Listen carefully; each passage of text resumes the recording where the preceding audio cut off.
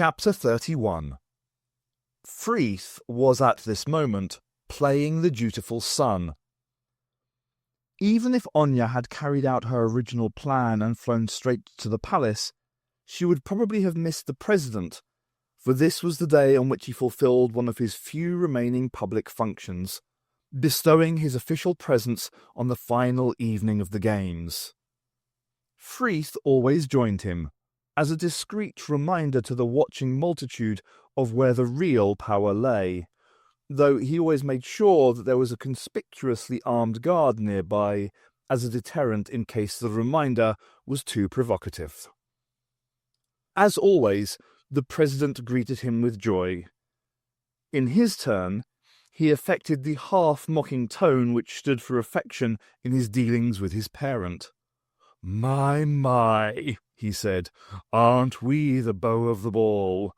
The people will think that their president has discovered the secret of eternal youth. Thank you, Yalet. He nodded a dismissal to the smooth-haired youth, who had been titivating the sparse, tired hair into an elaborate coif.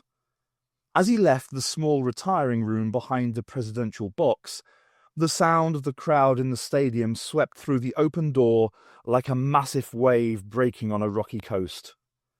"You're a dear boy, Balog," said the president, peering with rheumy eyes at the rouged old countenance in his mirror. A look of discontent passed over his face as he caught sight of the result of Yalet's efforts. "I wish, though, that my Anya hadn't left me. She really understood how to do my hair for these public occasions." Frith's thick lips pouted in disapproval. "A bond servant," he said. "A middle-lower, or at the most lower-middle." He spat the words out as though they tasted rancid. "You can't trust these people, father.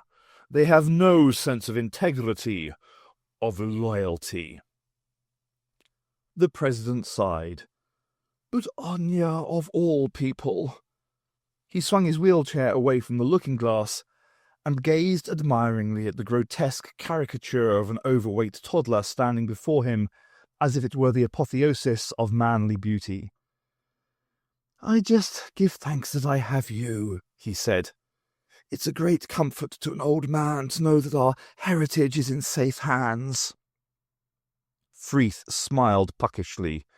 "Our heritage, if not our hair, father?" The president started to laugh, but the wheezy sound turned into an asthmatic gasp. Frith pressed the requisite button on the arm of the chair and watched, still smiling, as a precisely appropriate dose of medication saved his father's life yet again. The blare of music which had been melding with the distant roar came to a discordant end. "Ready, father?" The old man shook his head. "I'm beginning to dread these public occasions, Balog," he said. "You don't have to stay after the opening march of the combatants," answered Frith. "You can come back and loll in here until the awards ceremony." His father nodded unhappily. The double doors slid open, with a surge of sound like the blast of heat from a furnace. A fanfare struggled to be heard. "Your cue, I believe," said Frith. "Now, don't go over the top. 3 pirouettes and a double somersault will be quite enough." As the wheelchair carried him through the doors to the rapturous greeting of nearly 500,000 of his loving people, the president was still laughing his creaky laugh. The action of a flying bat, the size of those from Kimonia, with the beats of the immense wings being echoed in the up and down motion of the body, felt remarkably like that of a small boat in a choppy sea. It reminded the brigadier of a wildly improbable cutting-out expedition, landing from canoes behind enemy lines, that he had led when he was seconded to the SAS as a captain. He felt again the rush of adrenaline and the fierce eagerness for action which had possessed him then, carrying him through the hail of fire which greeted them. They had been betrayed, ultimately to carry the day. His sentiments were not shared by Jeremy. "I think I'm going to be sick," said the small voice behind his left shoulder. "Nonsense," he called back.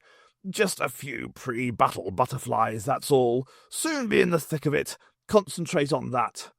"That's what's making me feel sick," replied Jeremy. The brigadier was relying on two factors to allow his Bat battalion to get through to land its troops at the relevant targets for the coup. Firstly, although Rance had warned him of the echolocation scanners, a form of radar, thought the brigadier, he had also pointed out that they were not geared to the expectation of attack. Their function was to police the occasional fly car demonstration by the braver dissidents, allowing the air patrol wing to destroy them. So, if the Bats came into the city at a relatively low altitude, they would not only be shielded by the towering factories at the perimeter, but stood a good chance of being beneath the level of the echolocation pulses. Secondly, it appeared that wild bats, who did not have the advantage of warm stables in the winter, were given to seasonal migration. Although it was still rather early in the year, Kaido, on whose bat the brigadier was riding, was confident that, for a while at any rate, the flock would be mistaken for their itinerant cousins. "I do believe we've got away with it," the brigadier said to himself as they approached the centre of the city, where all their early targets were grouped. As if to punish his overconfidence, from all directions, vectoring in at top speed, came the purple liveried flycars of the security force. The brigadier glanced round at his amateur army, hanging on grimly to the fur of their flying steeds, clutching their stun guns and projectors. He hoped to God they'd remembered their orders. If they tried to turn this into a shooting match, they'd have lost before they began. It was a coup, not a war. "By Jove, they're fast!" cried the brigadier as the cars swooped towards them. "Too fast," said Kaido. "What do you mean?" "You'll see. Hold on tight." Just as it seemed that the approaching patrols must inevitably blast them all out of the sky, Kaido's bat, in common with all the others, pulled in its wings and dropped like a shot pheasant. "Good grief!" exclaimed the brigadier, over the despairing wail of his alleged aide-de-camp, which came from behind him. The flycars, taken by surprise, swung through the emptiness where the flock had been and sped away into the distance, curving round in circles half the city wide before they were able to return to the attack. The bat had unfurled its wings and, as suddenly as before, with a couple of quick flaps, it turned and shot off to the left, then swooped up into the air once more. All around, its companions were employing similar tactics, jinking and dodging and fluttering like autumn leaves in a playful breeze. Kaido was laughing with glee. This is our game, and the game of our animals. They enjoy it as much as we do. Kimonian children chase each other on baby bats. As best he could, the brigadier, ignoring the squeaks from immediately behind him, and indeed the oaths proceeding from an unhappy Ungar behind Jeremy, gave the prearranged signal for all groups to disperse to their several destinations. He saw Haben Rance giving him a cheery wave as his bat zigzagged away towards the ER station. Good, he thought, as he pointed Kaido in the direction of the security HQ. Morale was still high. Everything was going well. It's doubtful if Sarah would have agreed with him. She and the doctor had been hustled into a security flycar and whipped across the city to an area different from anything she had seen so far. Even though it was starting to get dark, she could still make out that the buildings, of a style which reminded her of the pavilions of Spaceworld, were not residential, nor were they industrial. Dominating them was a colossal construction which, as they flew over it, could be seen to be a mighty floodlit stadium full of people. Sarah had often seen shots on TV, during the Olympic Games for example, which looked similar, but this was on a scale breathtakingly larger. "The Games, I presume," said the doctor as they started to descend. Tragan didn't bother to reply. "I've never seen the point of these places," said Sarah, determined to behave as if nothing was wrong. Desperately trying to hide the tremor in her voice, she added, "You're so far away you can't see anything."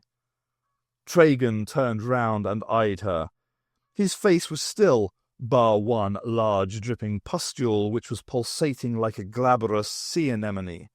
"You are forgetting ER, Miss Smith," he said. "Every position is equipped with a multi-channel, multi-viewpoint receiver. Even if you're in the farthest seat, you can have a ringside view." "Then why bother to come at all?" "Real blood, real death. So much more fun to know that you're actually taking part. We could fill the stadium 5 times over." A dribble of pus trickled onto his purple lips. He put out his tongue and licked it off. Freeth arrived shortly after they reached the area, deep under the centre of the stadium, which Sarah could see had been designed as a place to bring troublemakers. There was a row of lock-ups in the corridor. The circular main room had doors all round, obviously leading to different sectors of the stadium. There were manacles fastened to the wall, and trestles and frames, the purpose of which she felt no impulse to ask, especially in view of the rack containing different types of whip and scourge next to them. And why should there be a drain in the corner? Freeth's peevishness at being summoned from the games vanished in a moment when he saw the reason for it. "2 sitting ducks, Chairman," said Tragan. "Congratulations," he said wonderingly. "I must admit you have surprised me." "I'm afraid that the others are still missing," said Tragan, "including the woman who pretended to be the dead Katyan Glessy." "The computer check at the data store." "No matter," said Freeth. "This is the one I want. Well, Doctor, what am I going to do with you?" "If you're wise, you'll listen to what I have to say to you." "Oh, but I'm not. Wise, the very idea. Cunning and devious will do me." His playful tone faded. "What is more to the point is that I am powerful and vindictive. I have been made to look a fool." "Appearances are not always deceptive," said the doctor. Freeth's thick lips drew back over his little teeth in a cross between a sneer and a smirk. "A cheap jibe, Doctor." His face lit up. "And one that is going to kill you. You have given me a simply top-hole idea." "I can't wait," said the doctor. So the chairman explained. "You see," he said, "it has been an immemorial custom for at least 5 years that before the championship final, the audience is given an hors d'oeuvre, an antipasto, a little snackette, so to speak. 2 fierce gentlemen come on dressed as clowns and perform a send-up. Is that right, Miss Smith?" He twinkled briefly in Sarah's direction. "Yes, a send-up of the final combat." He turned back to the doctor. "And since you're in the market for making people look like fools, it struck me that it would be a splendid wheeze if you were to be the understudy, so to speak, dressed as a clown. Oh, not to pretend to fight another clown, of course, but a real fight to the, if you'll forgive the expression, death." His face was illuminated by another bright idea. "And to make sure that you lose, we'll put you up against Mr. Jenhegger. You know, the favourite to win the championship. Now, isn't that the most spiffing notion?" "And if I refuse?" said the doctor coldly. "Ah, but you won't. You see, we shall take you to the changing rooms, and Miss Smith will stay here with her dear old friend, Mr. Tragan." In spite of herself, Sarah shrank back, and saw that the doctor had noticed.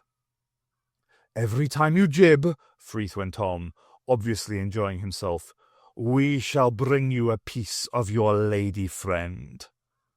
Only teensy-weensy pieces, of course. We're not barbarians. And you can decide how much of her you want. There. What could be fairer than that? You can even choose which bits, if you like.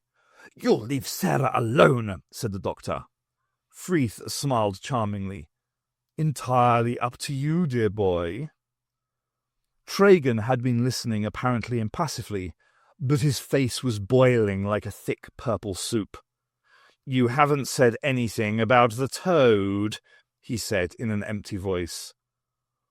Nor I have, said Freeth in delight. The cherry on the icing, the toad is. You see, the fighting circle is in the middle of a, well, I suppose you could call it a catwalk, over a pit. And in the pit, and this is where the fun comes in the pit is the toad. The great butcher toad, they call him, though he's not so big as all that. About the size of a bull, I suppose. Yes, a small bull. And you see, he simply adores tearing people into bite-sized munchies and eating them. Especially when he hasn't had his usual, meat and two veg. Is that the right colloquialism?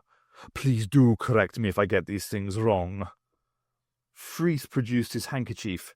He wiped away the drool of saliva at the corner of his mouth.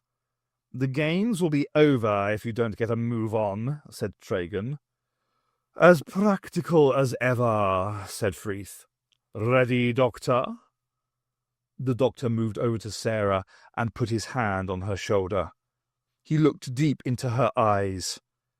She was shaking with anger and with fear, but whether it was fear for herself or fear for the doctor she couldn't tell.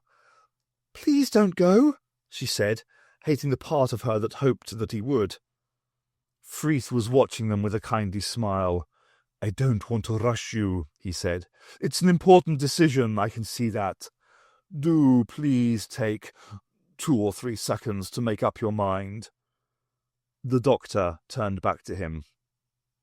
What are we waiting for? He said.